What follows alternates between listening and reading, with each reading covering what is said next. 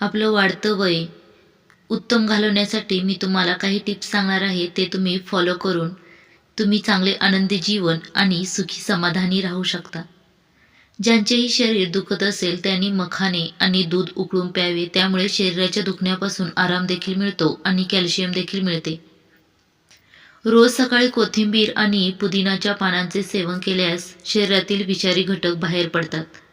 तुमचे सतत पाय दुखत असतील तर मिठाच्या पायात पाय सोडून 20 मिनिटे बसावे. यामुळे पाय दुखणे थांबून जाते.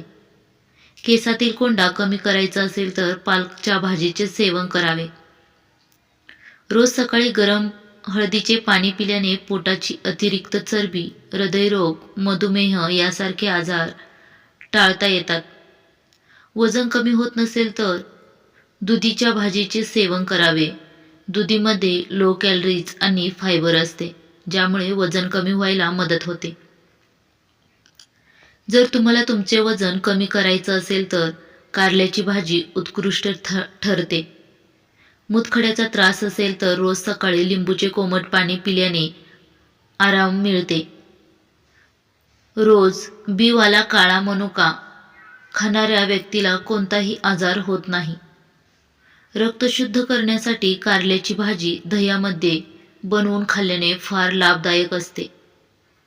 रात्री झोपण्यापूर्वी 1 ग्लास पाणी आणि 1 लवंग खाल्ल्यास बद्धकोष्ठता, ॲसिडिटी आणि पोटदुखीचा त्रास होत नाही. तुम्हाला जर बद्धकोष्ठतेचा त्रास असेल तर थंड पाणी पिऊ नका. त्याऐवजी कोमट पाणी प्यावे. यामुळे पोटसुद्धा तुमचे साफ राहते. रात्री बटाटे खाऊ नका. यामुळे मूळव्याधाची समस्या होऊ शकते. रोज रात्री झोपण्यापूर्वी कच्चे दूध चेहऱ्यावर लावल्याने चेहऱ्याची त्वचा सुधारते आणि चमक देते. जर तुमचे वजन खूप वाढत असेल तर दुधी भोपळ्याचा रस बनवून प्या. वजन कमी होण्यास सुरुवात होईल आणि हा अनुभव खरंच खूप छान आहे. जर तुमच्या डोळ्यात पाणी येत असेल तर रोज सुरमा किंवा काजळ लावा. मानसिक दुर्बलतेसाठी कच्चे नारळ खूप फायदेशीर आहे. चेहऱ्यावरील सनबर्न चे डाग दूर करण्यासाठी बेसनमध्ये थोडी हळद मिसळून चेहऱ्यावर लावा आणि कोरडे झाल्यावर चेहरा धुवा. पोटाची उष्णता काढायची असेल तर बडीशेपचे दूध प्या. मधुमेह आणि सांधेदुखीपासून आराम मिळवण्यासाठी रोज मेथीचे सेवन करा. रोज बीटरूटचे सेवन करा. त्यामुळे तुमचे पोट बाहेर येणार नाही आणि रक्ताची कमी पण भासणार नाही. तोंड धुतल्यानंतर किंवा आंघोळीनंतर चेहऱ्याच्या त्वचेवर जास्त टॉवेल घासल्याने तुमच्या त्वचेला हानी पोहोचू शकते. कडुलिंबाच्या पाण्याने आंघोळ केल्याने अनेक आजारांपासून आराम मिळतो. जर तुम्हाला तुमच्या दातांना कीड लागण्यापासून वाचवायचे असेल तर रोज रात्री झोपण्यापूर्वी कोमट पाण्यात थोडेसे काळे मीठ मिसळून गुळण्या करा. आराम भेटतो. जर तुम्ही सकाळी वेळेवर उठले नाही तर तुमचा मेंदू कमजोर होतो. सर्दी खोकला थांबत नसेल तर तुमचे दुधात केसर मिसळून प्यावे आणि चिमूटभर केसर कपाळावर छातीवर चोळावे. बद्धकोष्ठता हे श्वासाच्या दुर्गंधीचे प्रमुख कारण आहे. हे दूर करण्यासाठी बडीशेप खावे. रोज सकाळी शिळ्या तोंडी लसणाची 1 पाकळी पाण्यासोबत खाल्ल्याने पोटाशी संबंधित समस्या दूर होऊन जातात. शिळ्या तोंडी मधाने सेवन केल्याने स्मरणशक्ती सुधारते. लघवी करताना जळजळ होत असेल तर नाश्त्यासोबत काकडी खात जा. जळजळ निघून जाईल. त्वचा तरुण राहण्यासाठी अश्वगंधाचे नियमित सेवन करावे. त्वचा एकदम तरतरीत आणि तरुण दिसायला सुरुवात होते. खूप गरम पदार्थ खाल्ल्याने हृदय कमकुवत होते. भोपळ्याच्या बियांचे सेवन केल्याने केस लांब आणि मजबूत होतात. चिंचेचे सेवन केल्याने लिव्हरची रोगप्रतिकारक शक्ती वाढते. रोज दही खाणाऱ्या लोकांना कधीही इन्फेक्शन होत नाही. दालचिनीचे सेवन केल्याने स्मरणशक्ती सुधारते. जे लोक रोज सकाळी केळी खातात त्यांचे वजन वाढू लागते.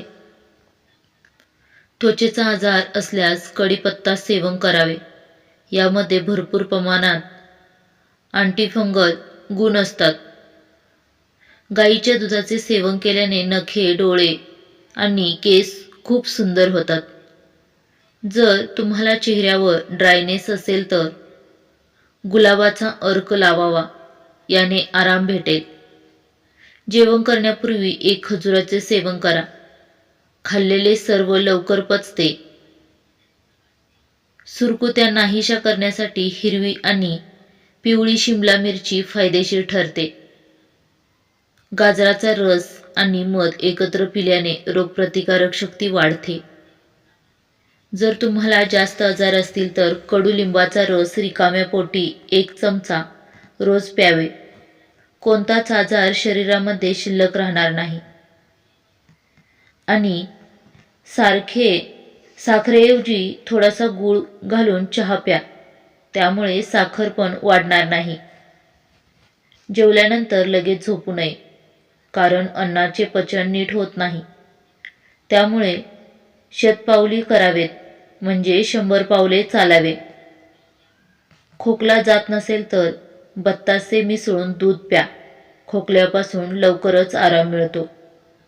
हिवाळ्यात एका हिरव्या मिरचीचे सेवन केल्याने रक्तप्रवाह जलद होतो. जेवणात जास्त तूप खाल्ल्याने घशाचा संसर्ग होतो. रोज रात्री झोपण्यापूर्वी 2 वेलची खाल्ल्याने जडपण कमी होते आणि युरिन इन्फेक्शन पचनक्रिया सुधारते. चेहऱ्यावरील काळे डाग दूर करायचे असेल तर चेहऱ्यावर लिंबाचा रस लावा आणि थोडा वेळ तसाच राहू द्या. डाग निघून जातील. मित्रांनो, हे विचार तुम्हाला कसे वाटले कमेंट करून नक्की कळवा.